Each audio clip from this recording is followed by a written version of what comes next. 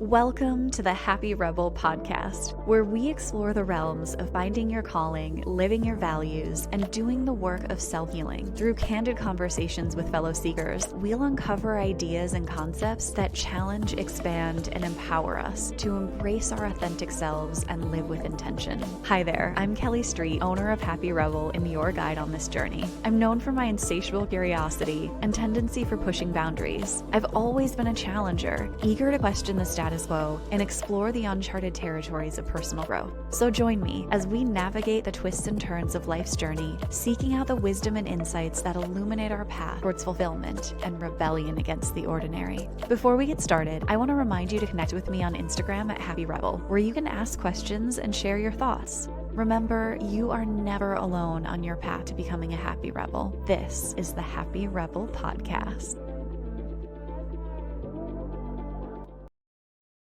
As we enter the space of the Happy Rebel podcast, I invite you to gently focus your eyes, or if possible, allow your eyes to be fully closed. Take a deep, cleansing breath and exhale to ground into your body. Inhale deep, visualizing a golden light in your heart center. With each exhale, imagine that light growing stronger and brighter. Continue to focus on your breath as you hold this message in your heart. Embrace the balance between the light and the dark, the challenges and the victories. Remember that growth comes when we balance rebellion and acceptance. With gratitude for this moment of grounding and connection, slowly open your eyes, prepared to embark on this podcast adventure. Hello, Melanie. I am so grateful that you're joining me today, and I can't wait for you to tell everybody a little bit about yourself. Thanks for having me, Kelly. Honored to be here with you today. Have loved getting to know you over the years and happy to share my story with you and with your audience. I am a mom of two boys, and I'm married to my business partner, Derek Coburn. We started Cadre in 2011 together after a 14-year career within the NFL at the Washington franchise of the Washington Redskins. Just have built a diverse network over the years. I'm a native to the Washington area and really just love connecting people, bringing people together and fostering relationships, and have done that with my business partner / husband. And we've created quite a chosen family here in the DC area, and just been busy the past few years fighting the NFL and fighting the patriarchy and just trying to bring truth to light. Yeah, you have been busy fighting for a lot of years, and eventually really, got things to change, and it's incredible. So I would love for you to talk. Let's start with that. Let's start by talking about the Release the Report and that whole movement that you led, because it was incredible to see what you did to make the changes that you and the group that you were part of helped make happen. Well, thank you so much. Yeah, I am just one part of a very small but mighty group of mostly women with a few good men who took on Dan Snyder and the Washington Commanders after years and years, 2 decades actually, of a toxic workplace there. There were several women who were featured in an article in July of 2020 that spoke about sexual harassment and abuse and all sorts of horrible behavior that I too experienced in my 14 years there. I was there from 1999 to 2011. However, I left on my own accord. So when I left the building, I didn't sign an NDA. So I'm sort of this unicorn who escaped a very terrible place. But I did it, to start my own business once I had a family, because I wanted to be my own boss and have a lifestyle business. But it put me in this space to be able to come forward once another article came out in August of 2020 that there had been some videos that were made, lewd videos that were made of the cheerleaders. And that was the sort of, those were the women that I worked with. I was mainly the marketing director for the cheerleaders, and I led game day entertainment. And when we found out about these videos, it was very devastating for me because it all happened under our noses. And it was footage taken by our team videographers who were employed by our team. They were our colleagues. We didn't know where the footage was going. They just took the footage when we were at these calendar trips, and then they took it back and edited it to make different television shows and different media pieces that they would use on the website or on various television stations in our area. So we found out about these videos, and I rallied all the women that were in them. There was 2 videos from 2008 and 2010. Over 40 women were in these 2 pieces. And so when the news broke and we heard about everything, I just reached out and rallied them, got them together, told them they needed to get attorneys, and, just really tried to support them in any way I could. Little did I know that I would eventually be public speaking about this and being one of the only voices able to talk on their behalf, because they all were part of a mediation that took place with the league and the team and all of the cheerleaders that were in those videos. So, I'm so grateful that they could get together. They got great representation, and many of them were compensated, although in my opinion, there is no compensation for what that they had to endure and for the fear that still lives within them that these videos are out there. We don't know who has them. We don't know, if a copy might come out in the future. So there's so much fear and trauma that's associated with everything that they had to deal with. And that is sort of what gave me the strength to come forward to speak on their behalf, because I was not letting them get away with it by just paying off the cheerleaders. And I think ultimately that's sort of been, what's really empowered me over the past few years to keep going is I'm sick of seeing power pay off all of the bad behavior. Yeah. I mean, you see it with Trump, you see it with all of these, leaders and really, these billionaire men who are doing horrible and just getting away with it by writing a check and getting an NDA. I got involved at this fight, sort of behind the scenes, helping put together a lot of, former colleagues who I knew were in specific places or at specific parties or, in departments that would have had access to the videos. So we were sort of behind the scenes trying to help our attorneys piece together a case. Ultimately, the first investigation the NFL conducted was the Wilkinson investigation. And over 150 people came forward for that investigation, including myself. And most of the people, I think everybody on our team participated in that. And what we didn't know at the time was that the NFL had a common interest agreement with the attorney who was leading the investigation and Dan Snyder. So everything that they were doing, all these interviews that they were giving, all of these meetings that they were having, it was basically a fishing expedition, because it turns out he was using he was using the findings of this investigation and targeting people that were coming forward. So there was many people who were fired, who were still employed there, that were participating in the interviews. There were private investigators that were sent to the homes of over a dozen of our cheerleaders. There were, they found a 90-page dossier of all of the reporters and several of us who were sort of speaking publicly about it. And so there was a lot of things going on in the background that we didn't know, we were afraid of and fearful for the whole time. But later on, once Congress got involved, a lot of these things were uncovered, and we learned most of our fears were, and a lot of that stuff was actually happening, much to our chagrin. We obviously wish this wasn't true, but it was all happening, and it was all basically to cover up for Snyder. And he had that common interest agreement. Once that investigation is concluded, they fined him $10 million, and they apparently put him on probation.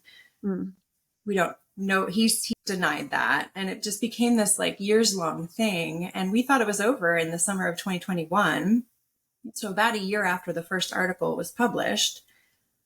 And then in October of 2021, there were some emails that were leaked about John Gruden, who had said some terrible things about, he had made some very highly sexualized comments and racist comments and things like that. And we later found out that Snyder was part of the group that leaked these emails. And these emails were ultimately what got Congress involved. Oh, good. So yeah. It really should be a show. It should be like a, 10-part series or a movie. Like the amount of this sounds like a true crime podcast. Yeah, I mean, it was this 3-year process. And so I guess that was like, a year and a half in, not even a year and a half in, but in October, once Congress took over, they started investigating, and the Oversight Dems committee started interviewing all these same people. So we were helping them by giving them like, these are the people you need to talk to. They are the ones that, were part of this original investigation that got buried. Mind you, there was no public report. So that's what the release report came from, was this Wilkinson investigation that took place over the course of a year. They interviewed over 150 people, and there was no written report. We joked about Tom Brady and Deflategate, which was, that was an investigation about deflated balls. And that took place over about the same time frame. And that got a 243-page report. But in a very highly toxic work, got no written report. So it was very catchy hashtag, and it allowed us to sort of put a lot of posts out there. We were sharing a lot of updates with news and, sharing a lot of things that the team would put out that were very contradictory. And I started a change.org around the same time that basically was like targeting Goodell and telling him to do the right thing for women and release the report. And we got close to 50,000 signatures on that. I think it really helped sort of move our campaign forward and really got Congress interested and involved with it, ultimately is what kept the ball rolling, because we thought it was over in July of 2021. So fast forward, after October, there was an oversight roundtable, and I participated in that. I'm not a public speaker. Actually brings me so much anxiety.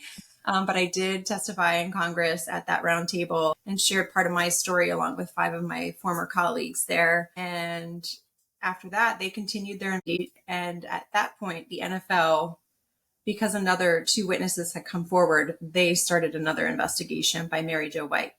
And she conducted an investigation that started in February of 2022 and didn't end until last July. So we didn't get that report. But between that time frame and while all that was taking place, in November of 2022, Daniel Snyder put the team up for sale. I think he knew what was coming, and I think he knew what was being uncovered.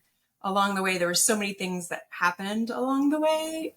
There were some bank loans that were discovered that he had signed without his minority owners' knowledge. There was a hard drive given by one of my former colleagues that showed that they had stolen funds from other owners within the league. I mean, there's all sorts of things. And you know better than I do, like what we see is the tip of the iceberg. I'm sure there's so much more that we aren't privy to that will come out eventually.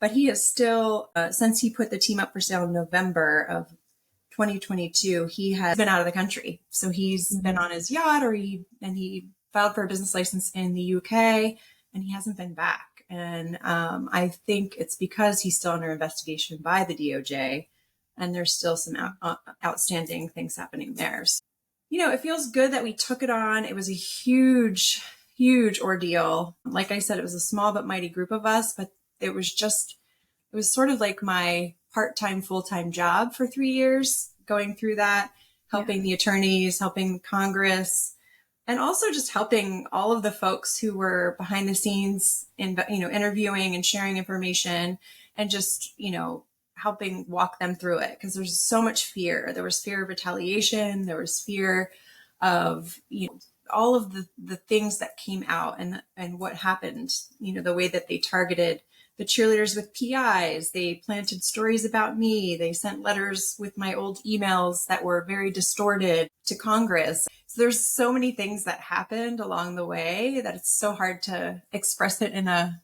podcast, but it was also incredibly empowering. And I learned so much over the past 3 years, and I formed some really incredible relationships with some of the former colleagues. We joked that we were in the trenches together and survived, and really, took down a billionaire and took on the NFL in a way that, I'm proud of that. And I'm proud that we made a little change there. And I hope now, moving forward, that, they're going to have a microscope on them, and they're going to have to really walk the walk. And the women that are working there are going to be safer than they were a few years ago. Yeah. That's so incredible. And I hope that it becomes a mini series or some investigative journalism piece. I think it's, there's just so much there. You're right. Like what we see is the tip of the iceberg. And when read news stories about it, you get one perspective or another, or you get, 1,000 words instead of this 4-year saga that happened that took over your life and the lives of probably dozens of other people who were just dedicating a ton of time and energy to it. Yeah, no, absolutely. There were so many moving parts. There were so many people. I mean, we could not have done this without each other. And frankly, without the Me Too movement, I mean, I would not have been able to afford the legal representation that I've had over the past several years. And our team, Lisa Banks and Deborah Katz, are absolute powerhouses. I mean, they're representing a Boeing whistleblower now.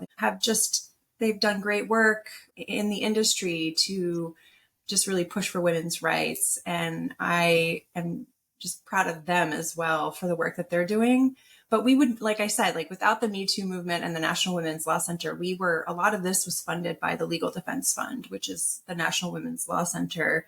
And, that didn't even exist until 2017. So a lot has happened that really put us in this position to be able to do this work and to be able to take this on. Typically, people would just take the check, right? I mean, they would just take the money and sign the NDA and be done with it. But we were able to say, no, we don't want the hush money, and we're going to fight this. Like, you can't get away with this anymore. Yeah. I wouldn't have been able to sleep at night if I took that hush money. All is well with my soul. And I know like that this is going to have an impact and ripples way into the future. And so, I'm hoping that more people will see what we were able to accomplish with just the small group of us and know that if they see something, they should say something, and we need to keep making it better. Yeah, absolutely. On that, I think one question I have for you about this is, I think with something that goes on for so long like this, there's the concept of prolonged grief or prolonged trauma. And I just wonder how that was for you. Like, how did you take care of yourself during this time? With obviously, it's so beautiful to have the support of other people and to know that you're going through it in a group, but also it takes a toll on somebody to go through something like this for so long and to be fighting and then to have it pulled back and to have your worst fears come to light. So how did you get through that? What were some things that you did to manage the stress? Ooh, so, I mean, I think it's twofold. So you mentioned having the support and the group. Obviously, the people I was fighting with was one incredible tribe of people that helped, power me forward. But I also had the love and support of my chosen family and my tribe. And I've learned so much in the last few years that, looking back and reflecting on it, I truly believe that fear is the opposite of love, not hate. And I think I was so supported with love by the people surrounding me in my life that I wasn't fearful.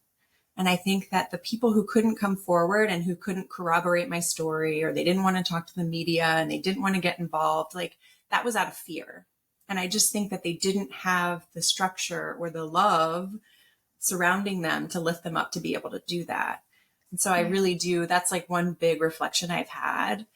And I know there's something in there. It's maybe a book or something I need to like write because it's in there. I just don't know like how I want to say it yet. But that was a big aha for me. And then just personally, I've been doing so much, spiritual exploration and doing the work over the last 10 to 15 years. My husband and I have been in therapy since we were engaged.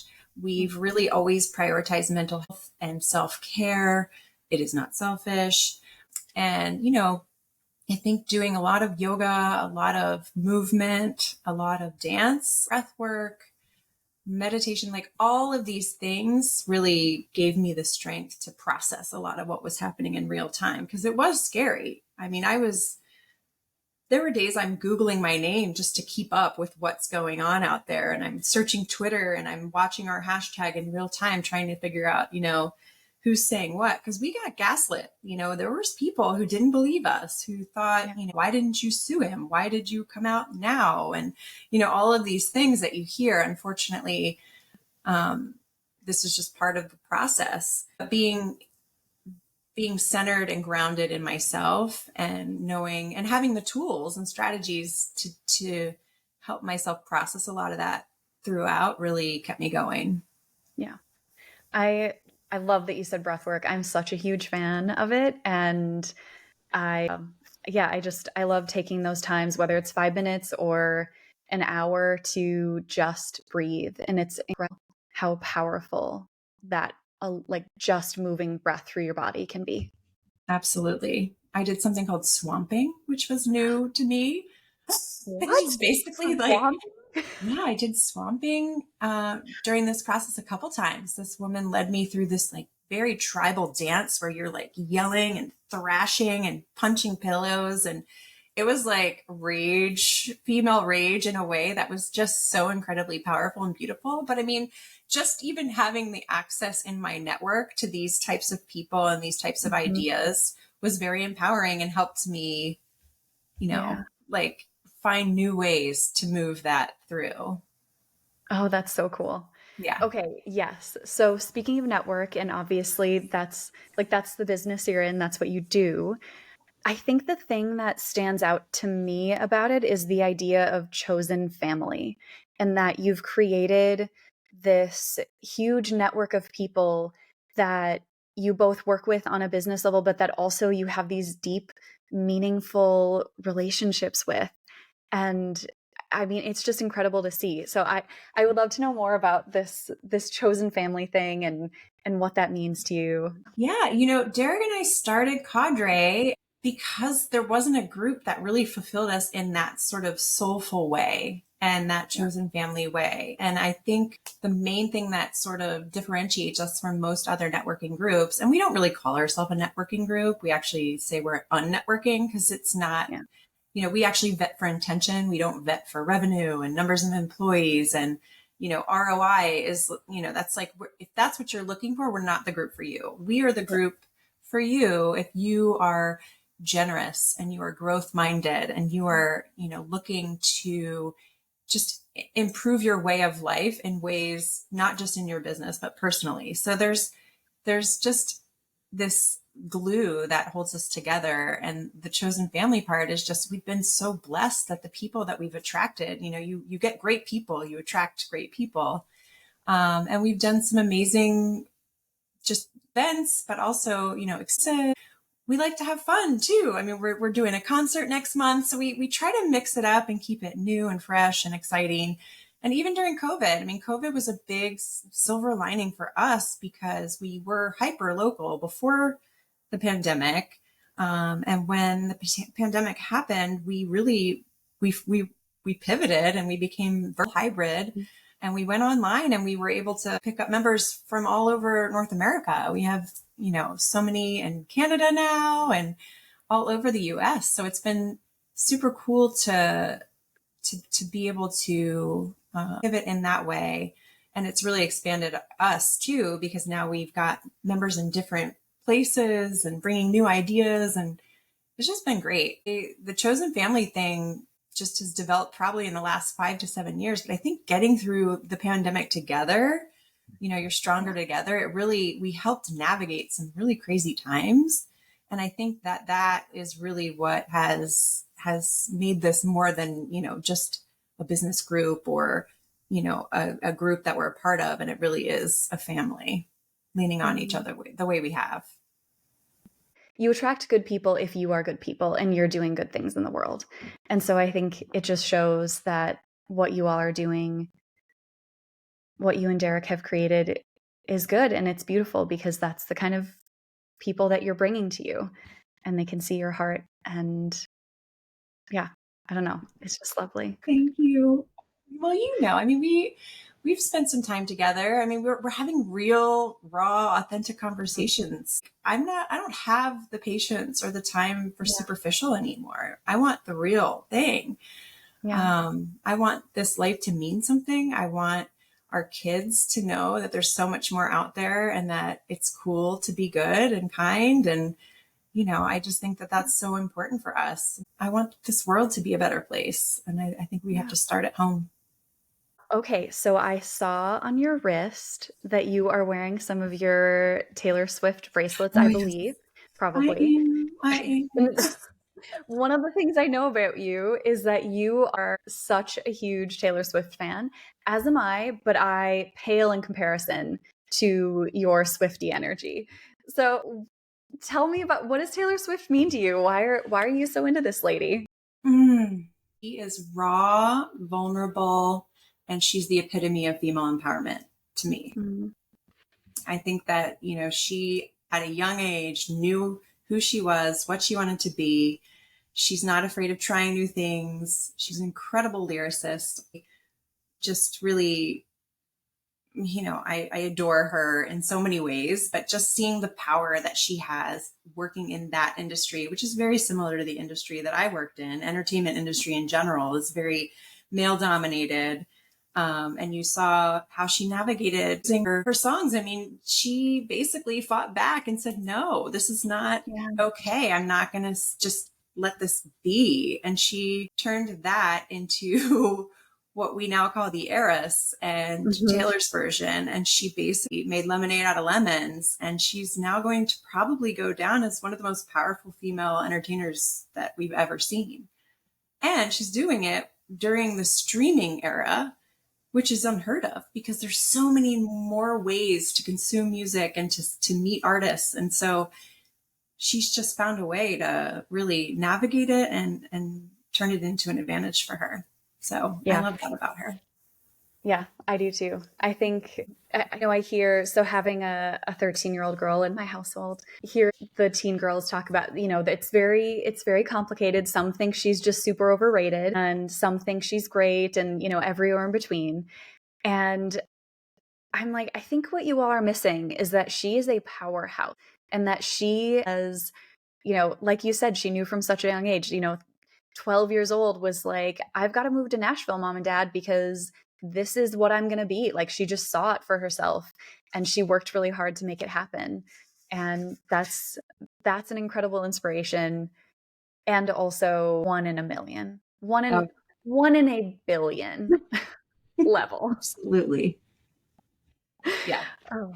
Yeah. It's one of those things where she's a couple years younger than me and it's like, am I supposed to be trying to reach to be the Taylor Swift in whatever industry that I'm in, but no, there's Oprah and there's Taylor Swift and they are just on their own level and they are game changers Yes, they and we just let are. them shine. Yep.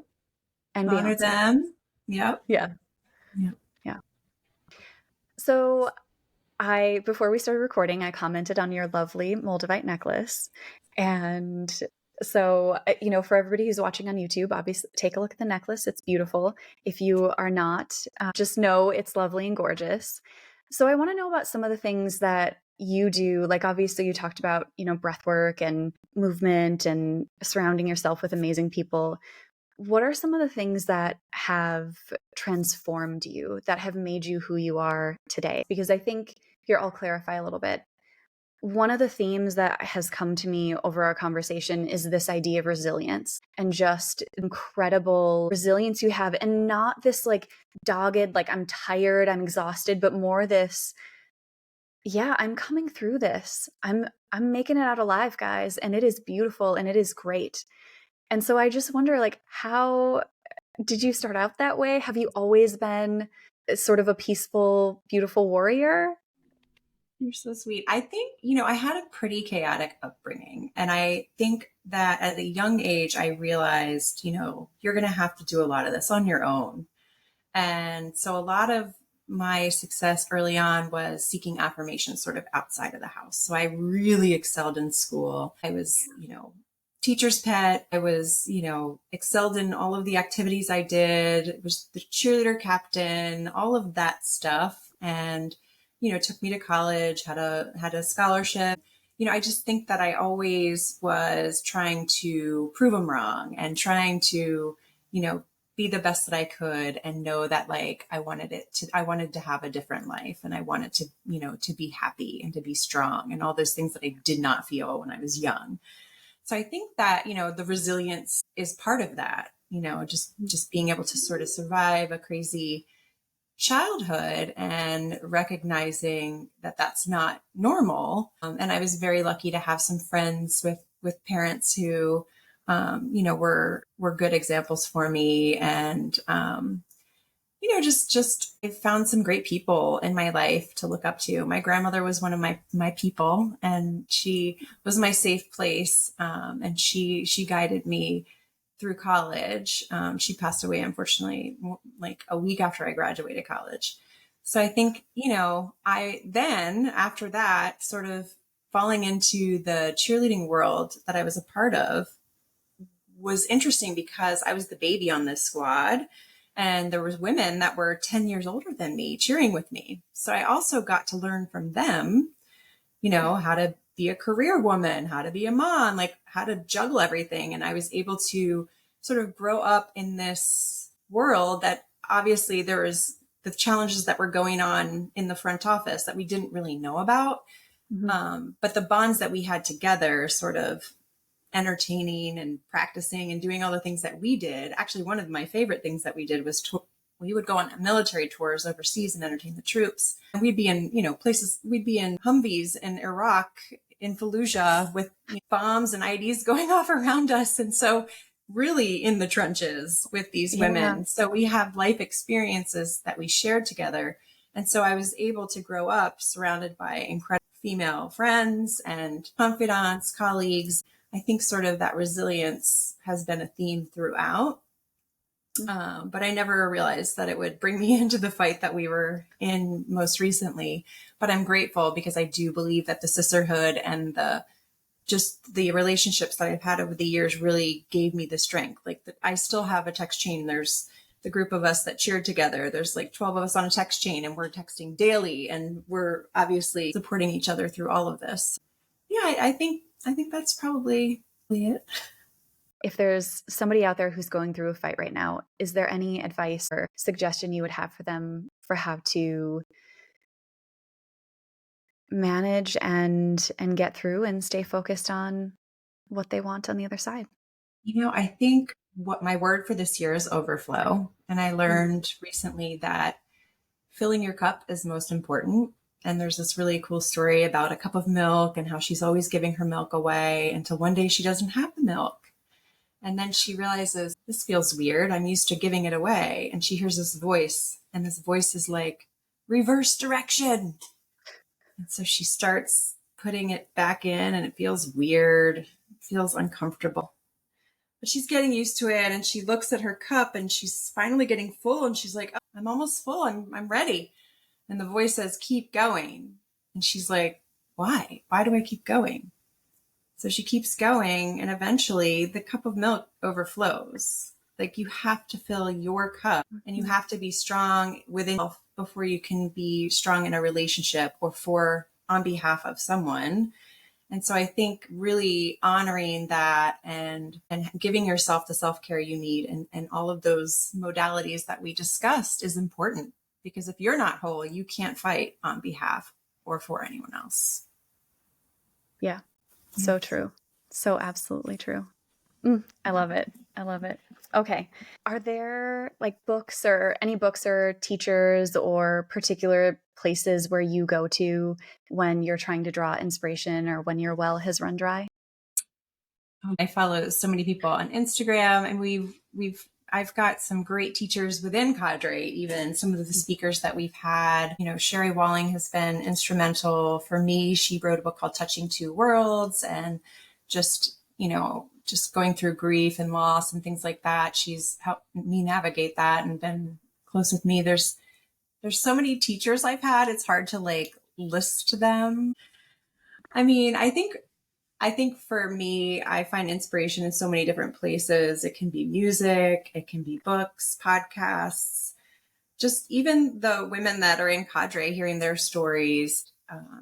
We've had several of them as to Cadre, and we are going through this experience of life together and sharing along the way. I think that I draw the inspiration out of the people around me more than anything else, than any other book that could, influence me. I think that's a good that's a really good point, and a good way to say it is that just building a community of people around you that you can inspire you in real life every day, and just go to them. I think those are the friendships that I've been able to cultivate in my life in the last few years too, are people who, they say something to me, they can be a mirror for me, or they can tell me something that I'm not seeing or that I'm not wanting to see. And I can go, oh, that makes me, I have to go back and think about that a little bit differently now. And that's incredible. And it's great to be able to do that when you read a book or when you see some Instagram reels. I have that all the time too. But when it's in real life and it's someone that you can speak to and have a conversation with, that just feels extra special.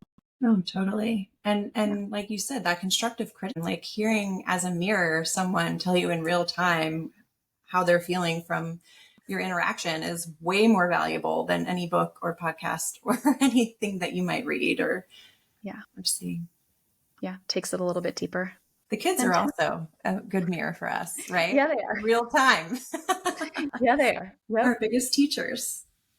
Okay, well, where should people come find you if they want to come to Cadre events or take part of your community, or see if they have the right intentions and could be part of your community, or just find you?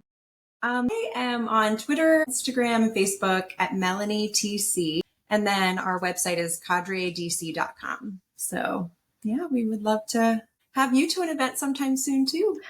Yes, I have. I admittedly have not been, and I have heard amazing things, and it is on my list to do. And yes, I'll have to come check it out. I would love to take part. Awesome. Yeah, amazing. Well, thank you so much for joining me. Thank you. Thank you for being part of the Happy Rebel podcast community. Stay connected with us on Instagram at Happy Rebel. If you've enjoyed our episodes, please consider rating, liking, and reviewing the podcast. It truly does help us grow. Until next time, this is Kelly Street. Remember, embrace the dark and the light.